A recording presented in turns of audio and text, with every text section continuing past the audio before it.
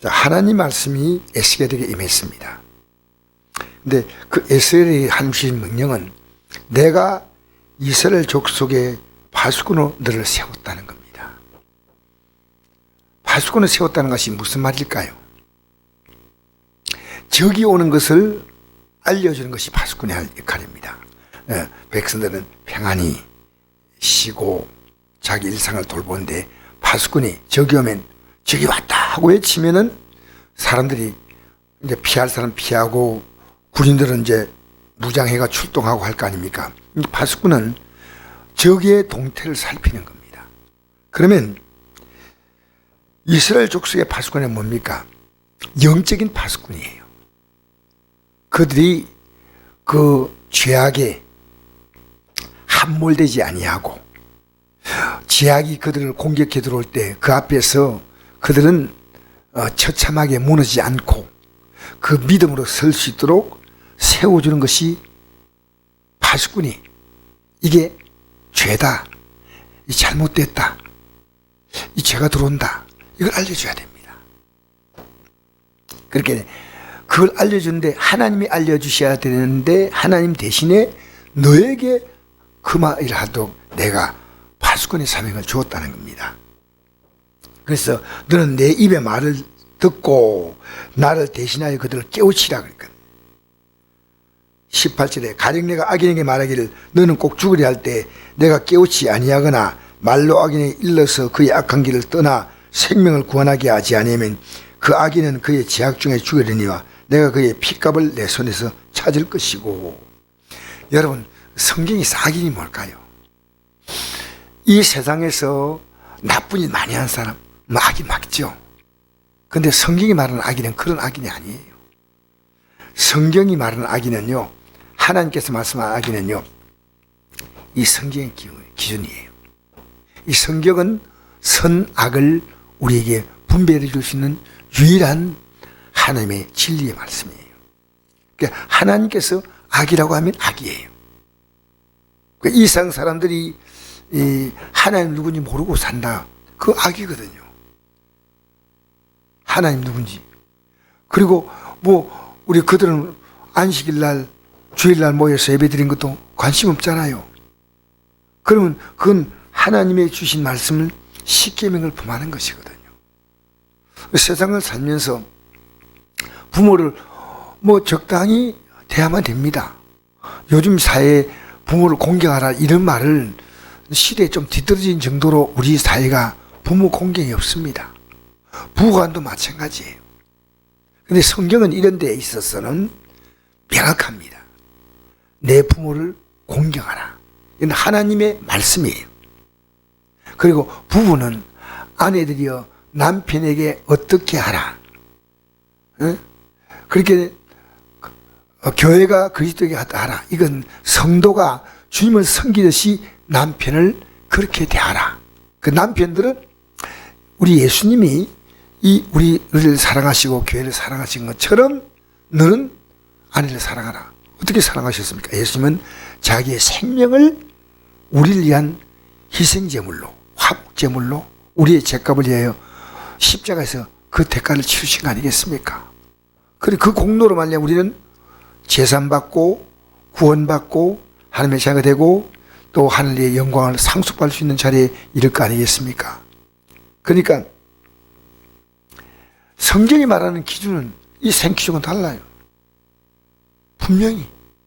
그래서 요즘 보면 살인하는 사람들 보면요, 우리나라에 정말 판사의 방망이를 손방망이를 하지 않습니까? 성경은요, 살인한 자를 반드시 죽이는 겁니다. 심지어 형제를 보고 민난 놈이라 하는 자는 지옥불에 들어간다, 이런 말씀도 있어요. 그래서 성경이 우리에게 말하는 그 악의 수준은 우리가 생각하는 것보다도 훨씬 더 높은 가치를 말합니다. 여러분, 우리 기도하지 않는 게 무슨 죄입니까? 근데 성경은 이렇게 말하지 않습니까? 성경은 사무엘상 12장에 그 12장 어떤 말씀이냐면요, 25절에 22절입니까? 거기에 이런 말씀이 있어요. 사무엘 선지자가 나는 기도를 신지를 범하지 않겠다 했지 않습니까? 그렇게 이 죄가 오면 인생은 이 망하는 겁니다. 멸망받는 겁니다. 이걸 분명히 알려주라는 겁니다. 분명히. 만약 파수꾼이 저기 공격에 올 때 알려주시 반드시 알려주라는 겁니다. 그래서 내가 악인에게 말하기를 너는 꼭 죽으리라 할 때 내가 깨우치지 아니하거나 말로 악인에게 일러서 그의 악행을 떠나 생명을 구원하게 하지 아니하면 그 악인은 그의 죄악 중에 죽으리니와 내가 그의 핏값을 내 손에 찾는다는 거죠. 그 파수꾼 너가 잘못 외쳐야 될 때 못 외치자 할 때는 너는 여기 합당한 벌을 받는데 그게 뭐냐면 핏값, 그 생명의 값을 너에게 찾겠다는 겁니다. 얼마나 무서운 말씀입니까? 그리고 내가 악인을 깨우치되 그가 그의 악한 마음과 악한 일을 돌이키지 아니하면 그는 그의 죄악 중에 죽으리니와 너는 내 생명을 보존하리라. 그러니까 네가 그 간곡하게 공부했다. 근데 안 듣는다 할 때는 너에게 책임 묻지 않는다는 겁니다. 그가 그 죄악 중에 죽겨 망할 수밖에 없다는 겁니다. 그래서 우리는요 반드시 이 세상에서 볼 때 착하게 보여도 하나님 말씀이 아니면 아닌 거예요. 안식일을 기억하고 그날을 그렇게 지키라 하면 그렇게 해야 돼요.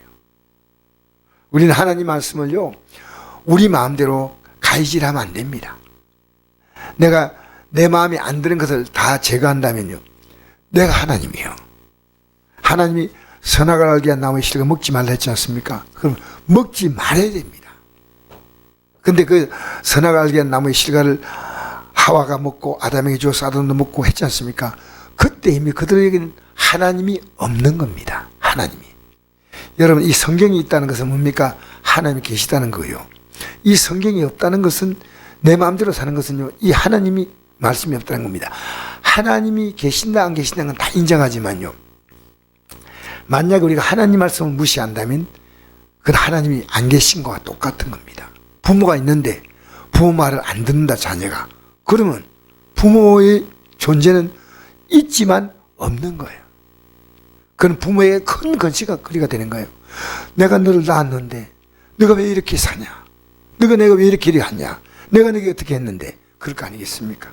또 20절 보니까 의인이 그의 공의에 돌이켜 악을 행할 때는 이미 행한 그의 공의는 기억할 바 아니라 내가 그 앞에 거치는 걸 두면 그가 죽을지니 이는 내가 그를 깨우치 않음이니라. 그는 그의 죄 중에 죽으려니와 그의 핏값은 내가 내 손에 찾으리라. 이게 또 의인 나옵니다. 의인은 말씀대로 잘 살았어요. 그런데 그가 어느 날 이 공에서 돌이켜버린 거예요. 쉽게 말하면 악인으로 돌아가 버린 거예요. 이제 죄를 짓는 겁니다.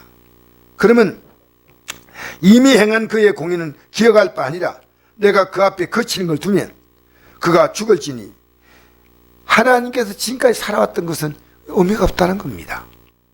하나님과 우리의 관계는 항상 현재입니다. 그 거치는 것을 두면 하나님 무언가를 그가 이 거치는 걸 통해서, 이 거친다는 것은 뭐 걸리는 걸 말하겠죠. 죽는다는 말은요 영이 죽는 거예요. 하나님과 관계가 끝나는 겁니다. 그래서 그가 거친 걸 두면 그가 죽을지니 이는 내가 그를 깨우치지 않음이니라. 그는 그의 죄 중에 죽으려니와 그의 핏값은 내가 내 손에 찾으리라. 그러니까 지금 믿음 생활 잘하던 사람이요 하나님 보실 때 합당하지 않게 행한다 할 때 그가 성도든 직분자든 주의 종이든 반드시 말해 줘야 됩니다. 내가 어떻게 말했냐면요, 충분히 기도하고 그 영혼을 사랑하는 마음을 가지고요 정말 간곡하게 말씀으로 권고해야 됩니다. 특히나 가족들, 또 우리 교회 같은 성도 지체들이지 않습니까? 우리는 그냥 방관자가 되면 안 됩니다. 그래서 우리가 같이 믿음 생활하면요, 나를 보이지 않게 감시하는 거룩한 눈길이 있습니다. 그게 얼마나 고마운지 몰라요. 난 나를 잘 모르잖아요. 21절, 그러나 내가 그 의인을 깨우쳐 범죄하지 아니하게 함으로 그가 범죄하지 아니하면 정령 살리니 이런 깨우침을 받으며 너도 내 영혼을 보존하리라. 만약에 깨우치 않으면 너가 그 핏값을 찾겠다. 그러나 깨우치고 또 깨우치 않을 수 있겠죠. 우리가 근거에도. 그러나 우리는 보존되는 겁니다. 그 우리는요, 이 땅에 살면서요, 악인들에게 하나님 말씀을 파수꾼처럼 외쳐야 되고, 또 의인으로 살다가도 이 사람이 악인으로 살면서 돌아간다면요, 지금까지 살아온 게 의미가 없어. 아무것도. 하나님이 분명히 기억할 바 아니라고 했잖아요. 그 우리는 이 땅에 살면서요, 우리는 정말 때를 얻든지 못든지 이 복음을 전파해야 됩니다. 영혼의 파수꾼도.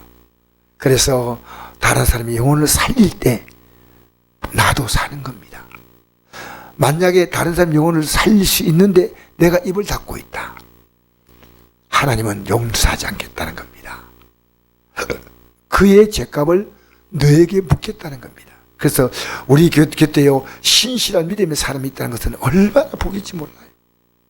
나도 그걸 깨닫고 난 다음에 영혼의 파수꾼으로 서야 합니다. 가정에서 영혼의 파수꾼, 교회에서 영혼의 파수꾼, 이렇게 우리가 파수꾼도 나도 살고 남도 살리는 아름다운 역사에 참여하기를 주의 이름으로 축복합니다.